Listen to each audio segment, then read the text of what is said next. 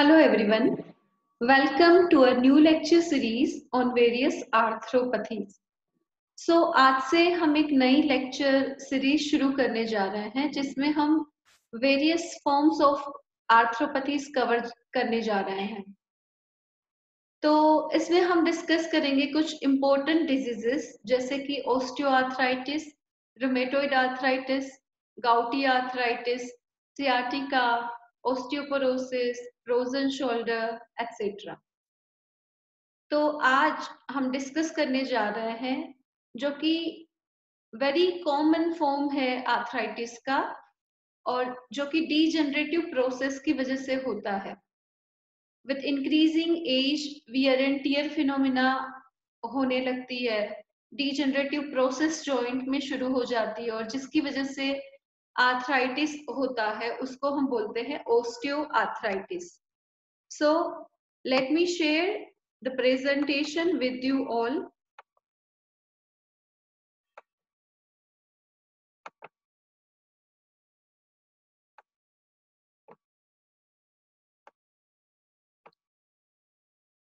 Osteoarthritis.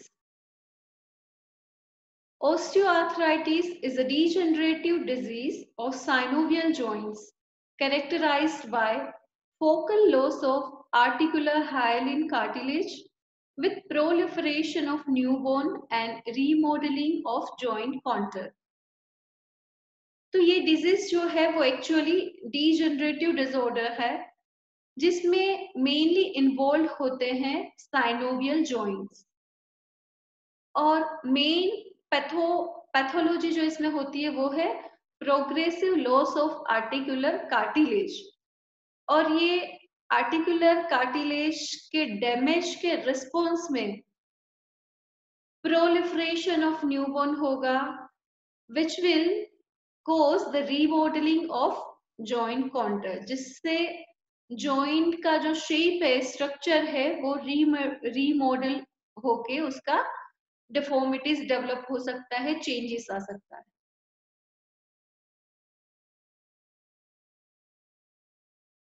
तो इसमें हम सबसे पहले देखेंगे एक नॉर्मल साइनोवियल जॉइंट्स की एनाटॉमी और फिजियोलॉजी। फॉर एन एग्जांपल हम नी जॉइंट ले रहे हैं, तो this is the knee joint जिसमें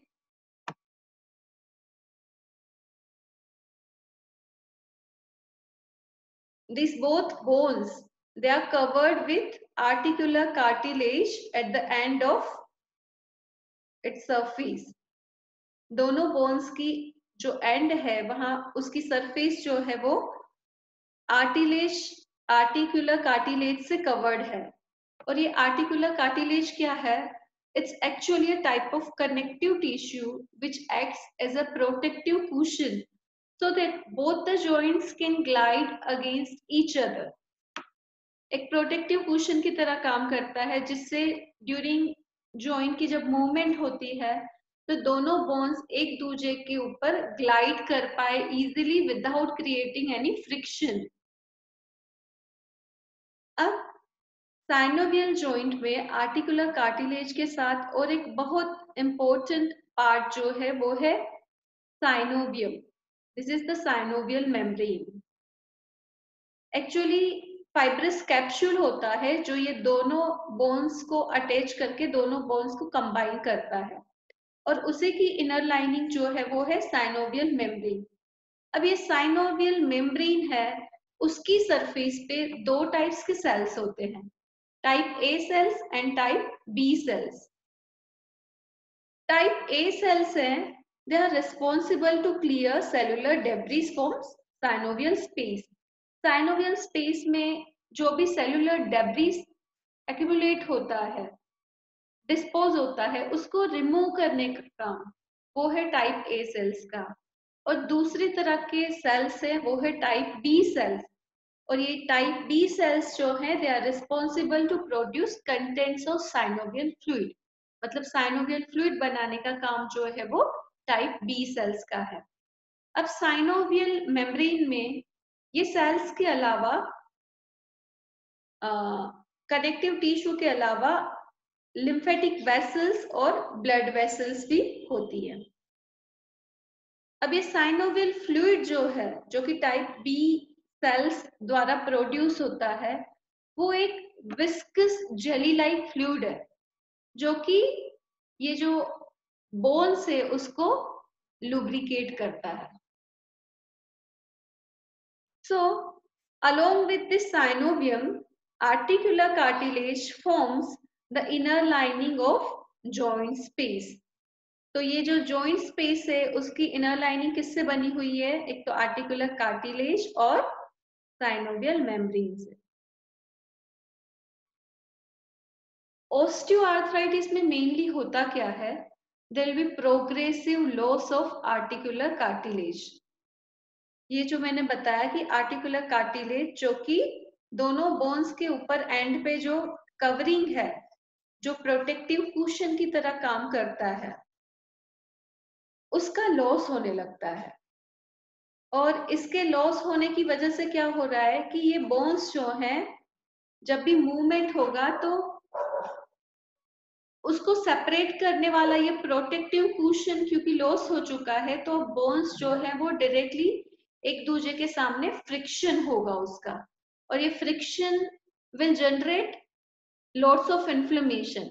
इन्फ्लेमेशन क्रिएट करेगा और इन्फ्लेमेशन की वजह से वहां पे पेन ट्रिगर होगा. सो अफेक्टेड जॉइंट्स में शार्प एकिंग पेन शुरू होने लगता है.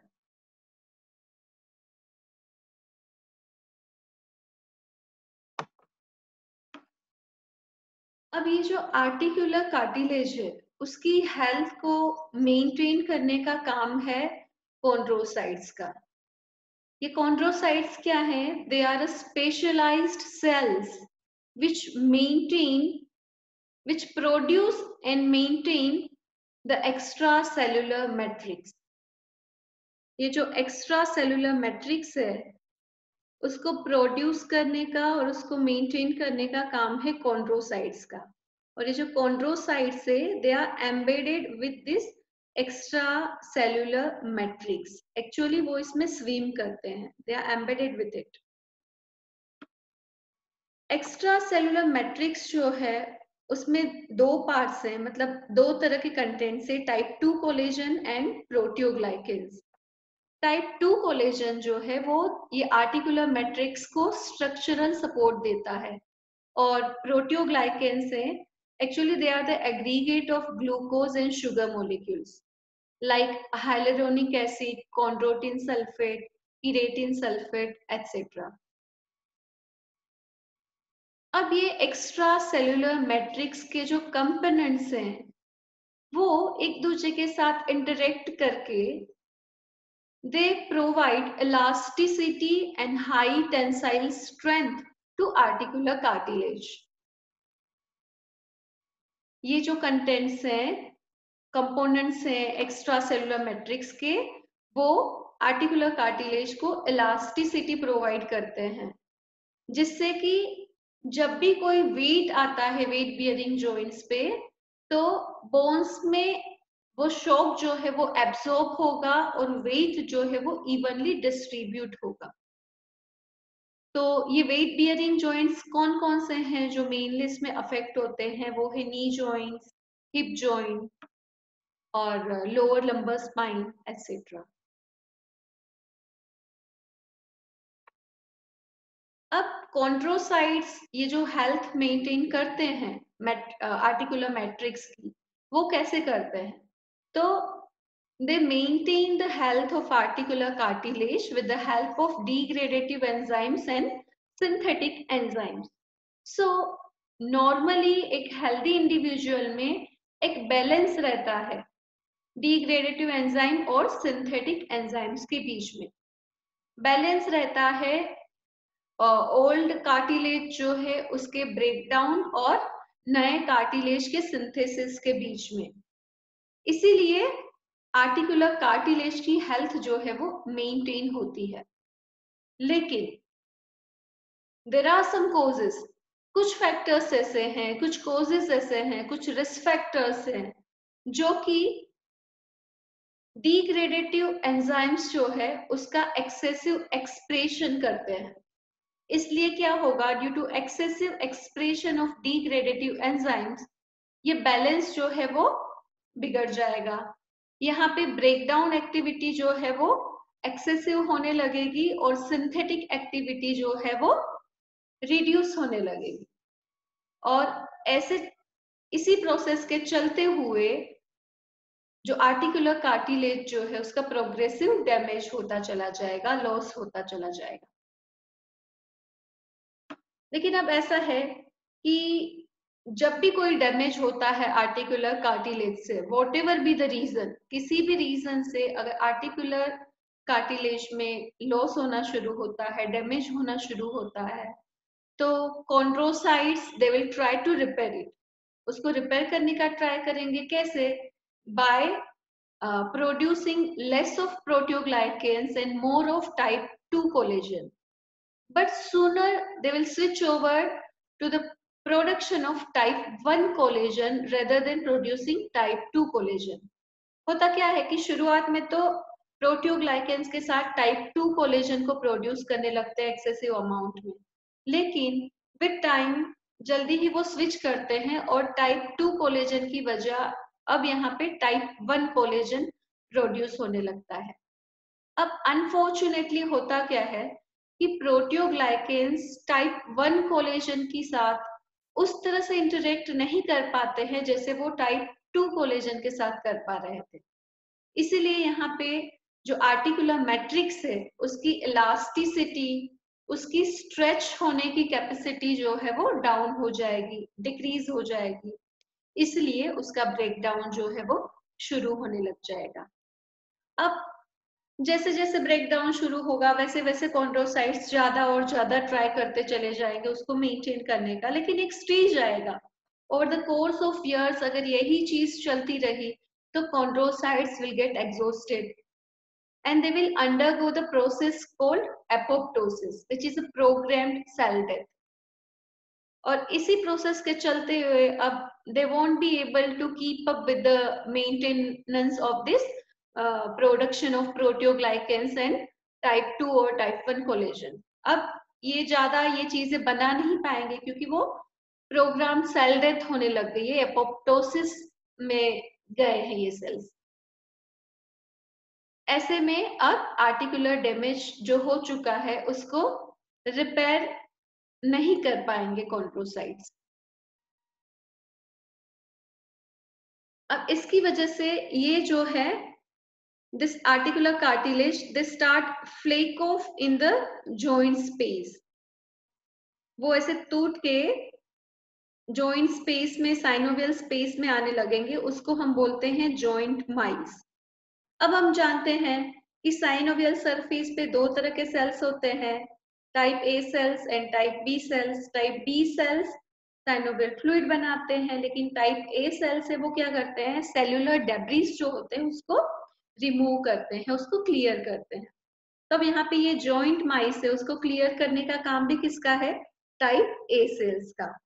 तब ये टाइप ए सेल्स जो है वो इम्यून सेल्स को रिक्रीट करेंगे, जैसे कि लिम्फोसाइट्स और मैक्रोफेजेस। और ये जो है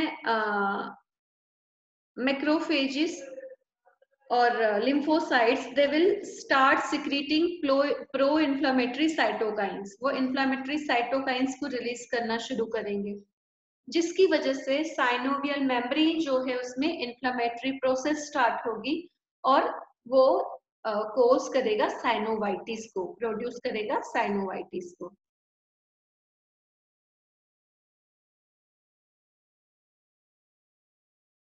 इवन फिब्रिलेशंस स्टार्ट हो जाएगा। इसकी वजह से क्या होगा कि अब दो बोन्स के बीच में कोई सेपरेशन नहीं है, और बोन्स के बीच में सेपरेशन नहीं होने की वजह से वो दो बोन्स जो है वो फ्रिक्शन की वजह से वहां पे इन्फ्लेमेशन क्रिएट होगा और बोन इरोजन शुरू हो जाएगा। और so bone erosion, hibernation of bones will start or it will look like a polished ivory. अब जैसे ही ये डैमेज होता है उसके रिस्पॉन्स में new growth, new bone formation शुरू हो जाता है, जो कि देखने को मिलता है in a form of osteophytes. तो at the edges of this bone the formation of osteophytes will start.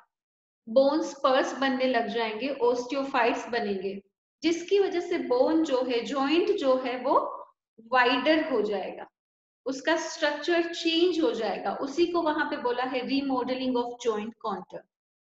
तो यहाँ पे जॉइंट वाइडर होके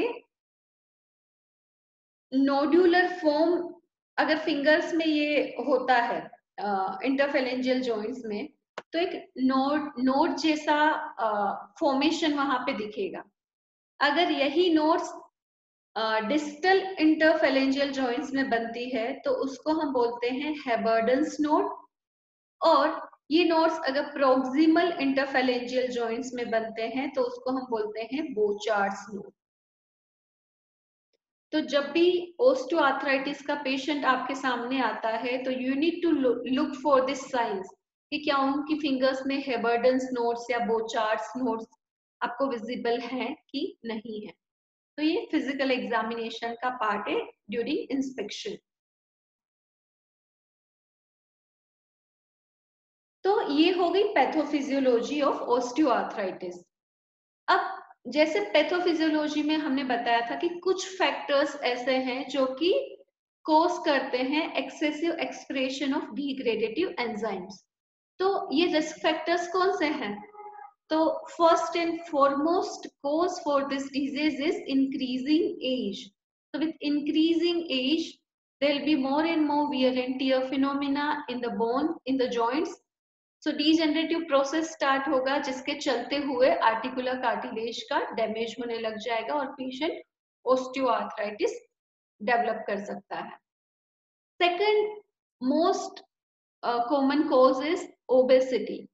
वेट गेन होने से वेट बियरिंग जॉइंट्स पे प्रेशर आता है और जिसकी वजह से वहां पे डिजेनरेटिव प्रोसेस शुरू होके पेशेंट में be prone to develop osteoarthritis. Trauma है, एक्सीडेंटल इंजरी है, जिसकी वजह से which will bring more inflammations in the joints. जैसे हमने देखा कि इसकी पैथोफिजियोलॉजी में इन्फ्लेमेशन का भी बहुत बड़ा रोल है। तो जब भी कोई एक्सीडेंटल इंजरी होती है, ट्रोमा होता है, तो it will bring lots of inflammation in the joint and this will create the loss of articular cartilage. Females are more prone to this disease.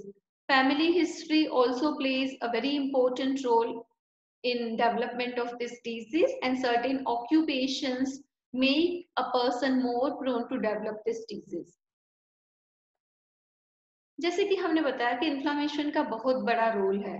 हमने देखा कि इन्फ्लामेटरी साइटोकाइंस जो कि रिलीज होते हैं इम्यून सेल्स के द्वारा, जैसे इंटरल्यूकिन 1, इंटरल्यूकिन 6 और TNF अल्फा।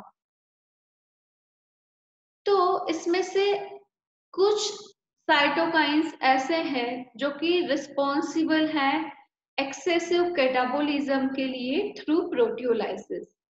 मतलब प्रोटियोलाइसिस के द्वारा वो एक्सेसिव कैटाबोलिज्म को कॉज करेंगे।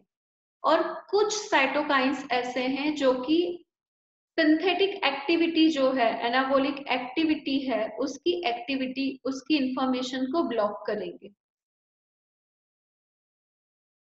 जॉइंट इंजरी जैसे कि हमने डिस्कस किया, it will bring more inflammation to the joints and the pathogenesis will go ahead.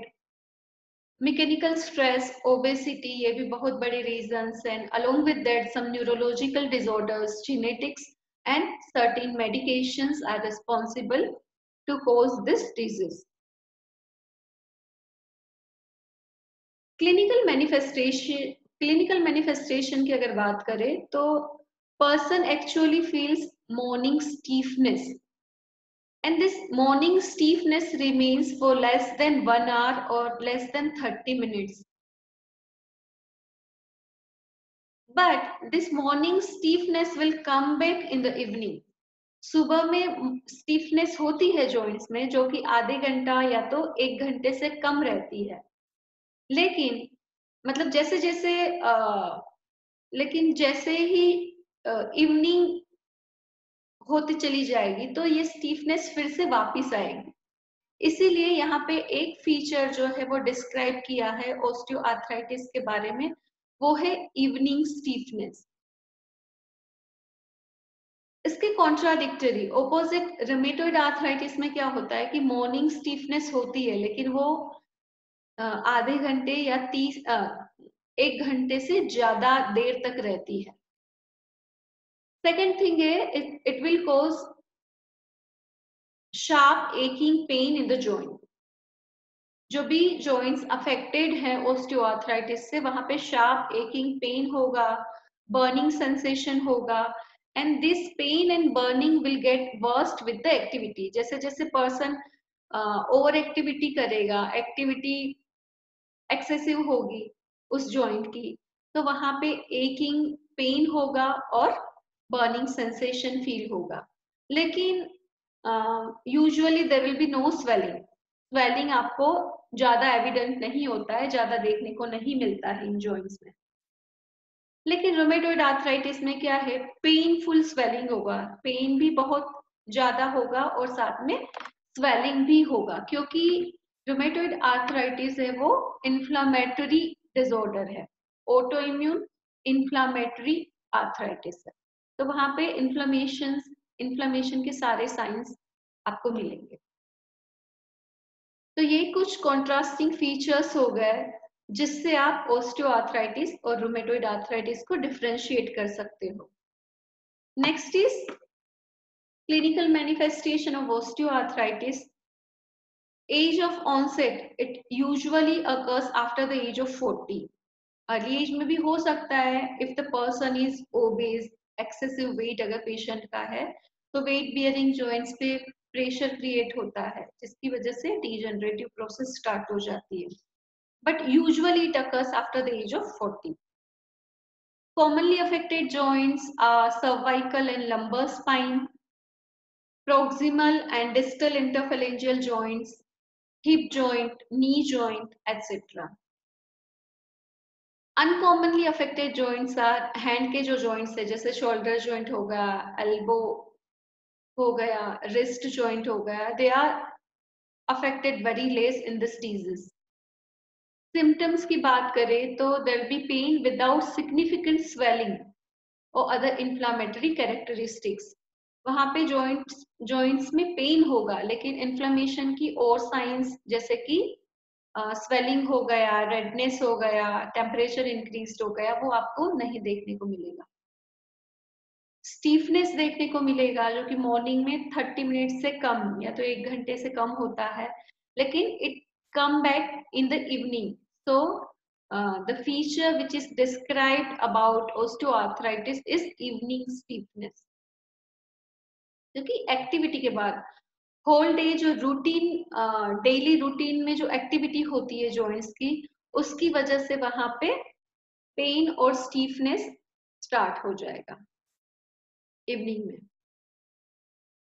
Physical examination की अगर बात करें तो कोई भी मस्कुलोस्केलेटल डिसऑर्डर का पेशेंट हमारे पास आता है तो हम 3 फेज में फिजिकल एग्जामिनेशन करते हैं। सबसे पहले हम करते हैं inspection, second is palpation and third is we check for the range of motion of that particular joint.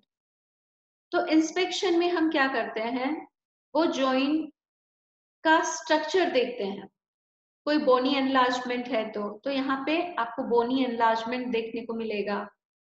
Mall alignment, मतलब अलाइनमेंट जो है जॉइंट का वो डिस्टर्ब होगा, जिसको हम बोलते हैं माल अलाइनमेंट। तो ये 2 चीज आपको इंस्पेक्शन में देखने को मिलेगी। कई बार नोट्स भी आपको देखने को मिलेंगे, जैसे फिंगर्स में इंटरफेलेंजियल जॉइंट्स में हेबर्डन्स नोट्स या तो बोचार्ट्स नोट्स आपको ड्यूरिंग फिजिकल एग्जामिनेशन में इंस्पेक्शन में देखने को मिलेगा। ड्यूरिंग पाल्पेशन आपको टेंडरनेस देखने को मिलेगी, मतलब पाल्पेट अगर आप करोगे तो वहां पे पेशेंट को ड्यूरिंग पाल्पेशन पेन फील होगा, which is known as tenderness. And the second thing, crepitus वहां पे देखने को मिलेगा। क्रेपिटस क्या है? जो भी जॉइंट इन्वॉल्व है, जैसे कि नी जॉइंट है तो नी जॉइंट पे आप अपना हैंड रखते हो और पेशेंट को नी जॉइंट को फ्लेक्स और एक्सटेंड करने के लिए बोलते हो। तो ऐसे में अगर आपको एक फ्रिक्शन का साउंड जो है वो आता है, फील होता है, तो it is known as crepitus. तो डीजेनरेटिव प्रोसेस क्योंकि आर्टिकुलर कार्टिलेज का जो प्रोटेक्शन मिलना चाहिए बोन्स को, वो वहां पे लॉस हो चुका है, इसलिए बोन्स का जो है वो फ्रिक्शन हो रहा है, which will be felt as a crepitus. तो ड्यूरिंग पाल्पेशन आपको क्रेपिटस देखने को मिलेंगे। और रेंज ऑफ मोशन अगर आप चेक करोगे तो वो रिस्ट्रिक्टेड हो जाएगी।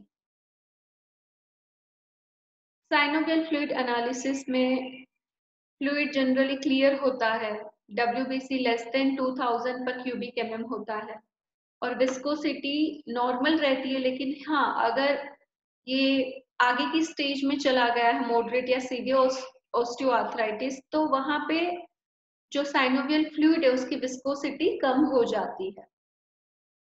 रेडियोग्राफिक फीचर्स की अगर बात करें तो तीन चार फीचर्स हैं जो कि एविडेंट होते हैं। सबसे पहले तो narrowing of the joint space, दो बोन्स के बीच का जो नॉर्मल स्पेस होता है वो नैरो हो जाता है।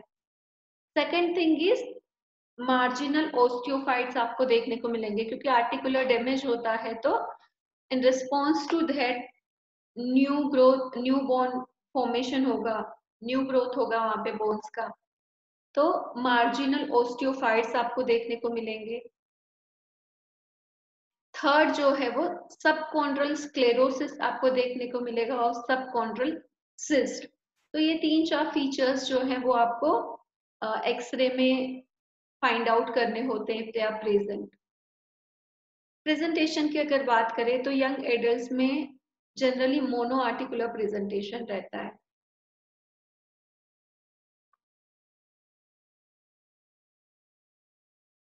तो क्लिनिकल फीचर्स में पेन जो कि एक्टिविटी रिलेटेड होगा, वेट बियरिंग रिलेटेड होगा, मॉर्निंग स्टीफनेस जो कि 30 मिनट से कम होगी या तो 1 घंटे से कम होगी। फंक्शनैलिटी जॉइंट्स की जो है वो रिस्ट्रिक्ट हो जाएगी due to capsular thickening and blocking of this range of motion by osteophytes. Nodal generalized OA में पेन होगा, स्टिफ, जनरली एक्चुअली ये प्रोक्सिमल इंटरफेरेंजियल जॉइंट्स और डिस्टल इंटरफेरेंजियल जॉइंट्स को इंक्लूड करता है, जिसमें distal interphalangeal joints are more involve in comparison to proximal interphalangeal joints. तो Heberden's nodes आपको देखने को मिलेंगे, और अगर प्रोक्सिमल इंटरफेरेंजियल जॉइंट्स इन्वॉल्व हैं तो बोचार्ट्स नोड्स आपको देखने को मिल सकते हैं। Pain, stiffness nodes, this can be visible in nodal generalized OA. Knee joint में अगर ओस्टियोआर्थराइटिस होता है तो pain is localized to anterior and medial aspect of knee joint. Patient की गैट जो है वो जर्की गैट हो जाएगी। ये जो है देखिए आप, वेरस डिफॉर्मिटी आपको देखने को मिलेगी। ठीक है, रिस्ट्रिक्टेड जो रेंज ऑफ मोशन हो जाएगा, मतलब फ्लेक्शन एक्सटेंशन जो है वो रिस्ट्रिक्ट हो जाएगा। बोनी स्वेलिंग्स अराउंड द जॉइंट आपको देखने को मिलेगा, ये देखिए, ये बोनी स्वेलिंग है। ठीक है, और wasting and weakness of quadriceps muscle, ये क्वाड्रिसेप्स मसल्स का वेस्टिंग और वीकनेस एविडेंट होगा। हिप जॉइंट की बात करें, अगर हिप जॉइंट अफेक्ट होते हैं ऑस्टियोआर्थराइटिस से, तो मैक्सिमली पेन जो होता है it will be deep in groin area. Groin area में डीप इनसाइड पेन होता है। पेशेंट की गेट जो होती है वो एंटाल्जिक गेट हो जाती है। वीकनेस और वेस्टिंग होता है ग्लूटियल मसल्स और क्वाड्रिसेप्स मसल्स का। और इस जॉइंट की जो मोशन है एक्टिविटी है, मूवमेंट है, वो रेस्ट्रिक्ट हो जाएगी। जैसे कि pain and restricted internal rotation with flexion. तो जब आप एग्जामिन करोगे और हिप जॉइंट का इंटरनल रोटेशन विथ फ्लेक्शन करोगे तो वो पेनफुल होगा और रिस्ट्रिक्टेड होगा। इरोसिव ऑस्टियोआर्थराइटिस जो कि इंटरफेरेंजियल जॉइंट्स को इन्वॉल्व करता है और इसमें एक्सरे में आपको सबकॉन्ड्रल इरोशंस देखने को मिलेंगे और एंकाइलोसिस देखने को मिलेगा। एंकाइलोसिस क्या है कि जॉइंट स्पेस नैरो होके दो बोन्स के बीच में फ्यूजन हो जाएगा, जिसको हम बोलते हैं एंकाइलोसिस।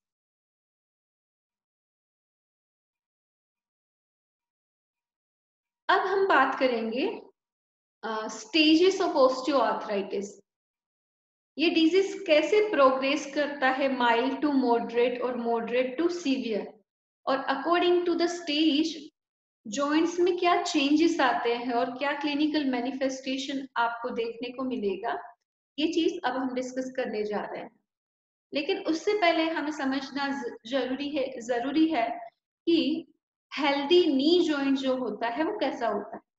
अगर हेल्दी नी की बात करें तो बोन्स जो होंगे वो स्मूथ होंगे, उसके ऊपर कार्टिलेज का जो कवरिंग है, जो कि प्रोटेक्टिव कुशन है, उसमें कोई भी क्रैक्स नहीं है, कोई भी फिशरिंग नहीं है, कोई भी शिरिंग नहीं है। ठीक है। और साइनोवियल फ्लूइड जो कि एक विस्कस जेली लाइक फ्लूइड है जो कि लुब्रिकेट करता है बोन्स को, तो ये भी यहाँ पे इनफ अमाउंट में है, अपने नॉर्मल अमाउंट में है with normal viscosity of this fluid. लेकिन ऑस्टियोआर्थराइटिस जैसे ही शुरू होता है, उसकी पैथोलॉजी शुरू होती है, तो with mild osteoarthritis this cartilage will start break down. सबसे पहले यहाँ पे कार्टिलेज का ब्रेकडाउन शुरू होगा जो कि विजिबल है यहाँ पे क्रैक्स के फॉर्म में।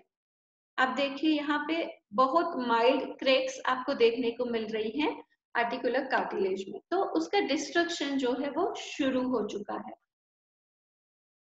और जैसे मैंने बताया था कि आर्टिकुलर कार्टिलेज का अगर डिस्ट्रक्शन शुरू होता है तो उसके रिस्पॉन्स में एक नेचुरल फिनोमिना होती है जो कि न्यू बोन फॉर्मेशन होता है, जो कि ओस्टियोफाइट्स के रूप में विजिबल होता है।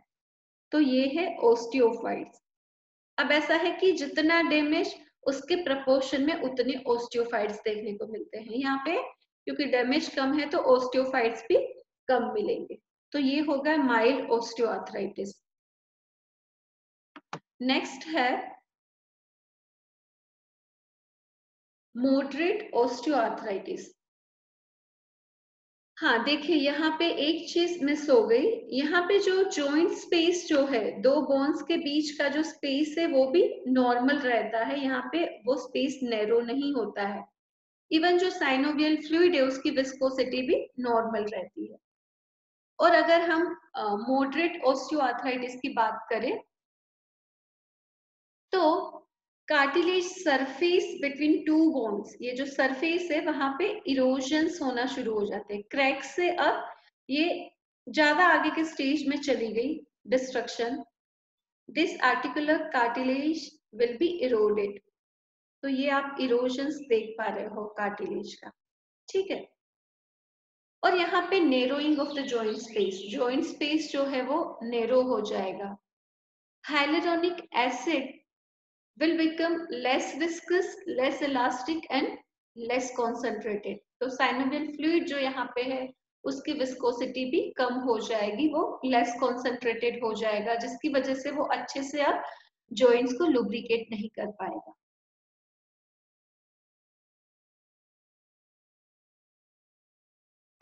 अब यहाँ पे ऑस्टियोफाइट्स जो हैं उसका फॉर्मेशन शुरू होगा। ठीक है।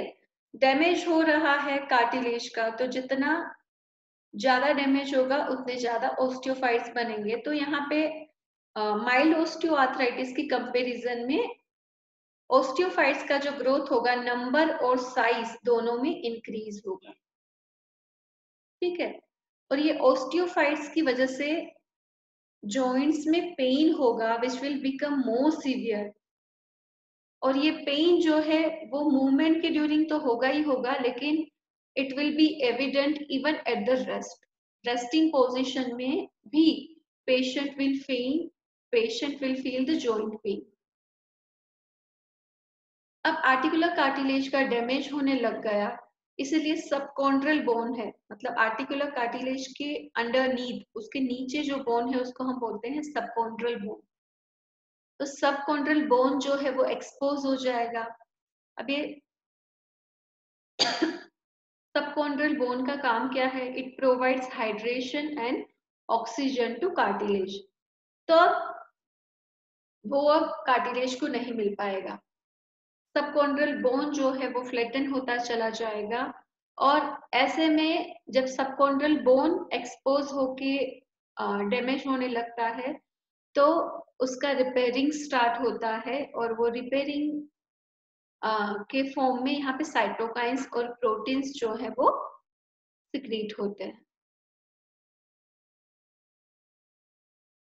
Next is severe osteoarthritis. तो सीवियर ऑस्टियोआर्थराइटिस में जॉइंट स्पेस जो है वो और ज्यादा नैरो हो जाएगा, बिल्कुल कम जॉइंट स्पेस बचेगा।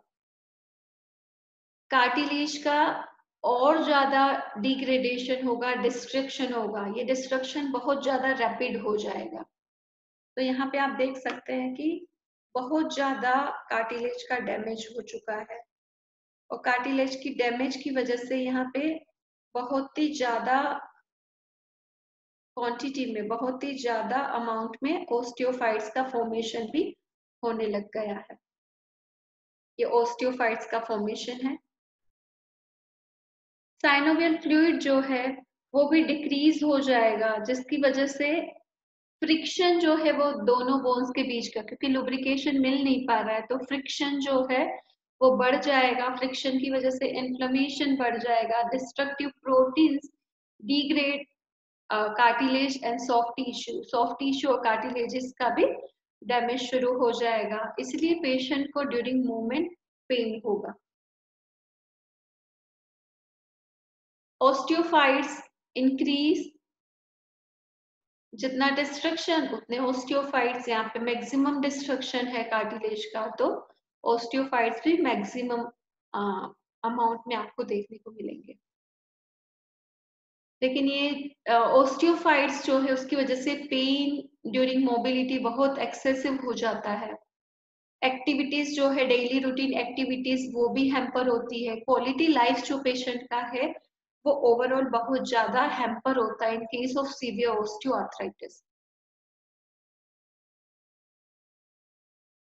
अब अगर हम इन्वेस्टिगेशंस की बात करें तो कुछ इन्वेस्टिगेशंस ऐसे हैं जो कि रूल आउट करते हैं अदर फॉर्म्स ऑफ आर्थराइटिस। जैसे कि रूमेटॉइड आर्थराइटिस को रूल आउट करने के लिए पेशेंट को सीबीसी, ईएसआर, सीआरपी और रूमेटॉइड फैक्टर ये हम एडवाइस करते हैं। तो इन केस ऑफ ऑस्टियोआर्थराइटिस ये सारा नॉर्मल आएगा, रूमेटॉइड फैक्टर जो है वो नेगेटिव आएगा। लेकिन अगर रूमेटॉइड आर्थराइटिस से पेशेंट सफर कर रहा है तो ईएसआर और सीआरपी जो कि एक्यूट फेज रिएक्टेंट्स हैं वो इंक्रीज आएंगे, और रूमेटॉइड फैक्टर जो है वो पॉजिटिव आएगा। साइनोवियल फ्लूइड एनालिसिस में फ्लूइड जो है वो विस्कस होगा विद लो टर्बिडिटी, लेकिन अगर सेप्टिक आर्थराइटिस है तो उसमें डब्ल्यूबीसीएस बहुत ज्यादा होंगे, इसलिए फ्लूइड जो होगा वो टर्बिड होगा। स्यूडोगाउट्स जो हैं उसमें आपको सीपीपीडी, इसके आपको क्रिस्टल्स डिपोजिशन साइनोवियल फ्लूइड में देखने को मिलता है। लेकिन मेन जो डायग्नोसिस हम करते हैं ऑस्टियोआर्थराइटिस का, आगे के जो हमने इन्वेस्टिगेशंस देखे that is to rule out other forms of arthritis. लेकिन इसको डायग्नोसिस करने के लिए हमारे पास इन्वेस्टिगेशन जो है वो है प्लेन एक्सरे, जिसमें जैसे मैंने आपको आगे भी बताया था मेनली 4-5 फीचर्स आपको देखने को मिलेंगे। First of all there will be narrowing of the joint space, दो बोन्स के बीच का जो स्पेस होता है जॉइंट स्पेस वो नैरो हो जाएगा। सबकॉन्ड्रल स्क्लेरोसिस आपको देखने को मिलेगा, सबकॉन्ड्रल सिस्ट देखने को मिलेगी और मार्जिनल ओस्टियोफाइट्स देखने को मिलेंगे। तो ये है मार्जिनल ओस्टियोफाइट्स। आई होप ये आप सबको एविडेंट है, आप सब अप्रिशिएट कर पा रहे हैं formation of marginal osteophytes. This is subchondral cyst. यहाँ पे आप राउंड ब्लैक कलर का स्पॉट वाइज देख रहे हो, दिस इज सबकॉन्ड्रल सिस्ट। यहाँ पे भी ठीक है। ये है नॉर्मल नी जॉइंट, जहां पे एक नॉर्मल जॉइंट स्पेस है और यहाँ पे कोई ओस्टियोफाइट्स का फॉर्मेशन नहीं है। लेकिन ये है नी जॉइंट का ओस्टियोआर्थराइटिस, उसका एक्सरे है, जिसमें ये जॉइंट स्पेस आप देख सकते हो नैरो हो गया है और मार्जिनल ओस्टियोफाइट्स भी फॉर्म हुए।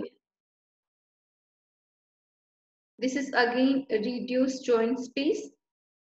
ये देखिए एक नॉर्मल जॉइंट स्पेस है, एक्चुअली ये फिंगर का एक्सरे है जो कि नोडल आर्थराइटिस को इंडिकेट कर रहा है।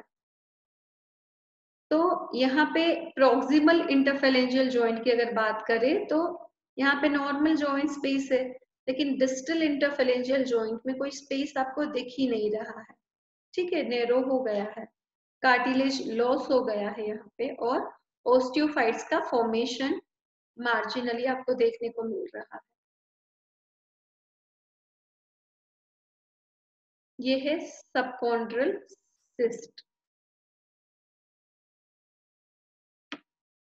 Again, this is osteophytes, subchondral sclerosis, subchondral cyst. So this is all about osteoarthritis. Thank you so much.